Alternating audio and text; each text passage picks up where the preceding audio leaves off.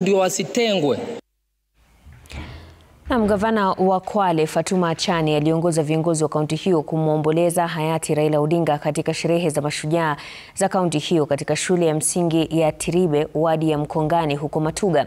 Sherehe hizo zilisheheni kumbukumbu za mashujaa wa Kenya, akiwemo aliyekuwa waziri mkuu wa Kenya Raila Amolo Odinga aliyefariki na kuzikwa siku ya Jumapili. Akihutubu wakati wa sherehe hiyo, gavana Achani amemtaja Odinga kama shujaa aliyepigania mageuzi mbalimbali nchini, ikiwemo siasa za vyama vingi, upatikanaji wa katiba mpya, usawa wa jinsia nchini, pamoja na kubuniwa kwa serikali za ugatuzi ambazo zimeleta huduma za serikali hadi nyanjani.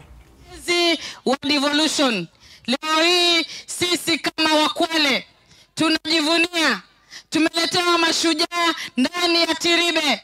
Tunaweza kuzungumza na viongozi, tunaweza kuzungumza na gavana wa jimbo, kuzungumza issue zetu zote. Ni kwa sababu watu walitetea katiba na katiba ikapatikana, na mpaka leo hii tuko na majimbo. As you all know, yesterday we bid farewell to one of our country's most consequential and impactful sons. Towering statesman, a resolute patriot, and a consensual hero, the Right Honorable Raila Amolo Odinga, our former Prime Minister. This is the man, the legend, the Pan-Africanist, to whom we dedicate this day, Mashujaa Day.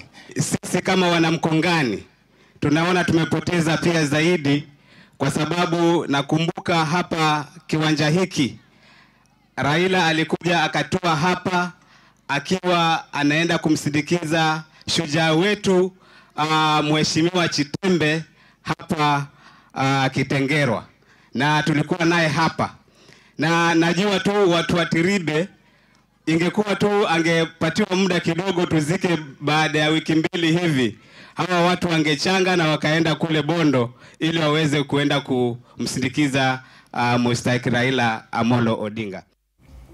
Kwingineko, gavana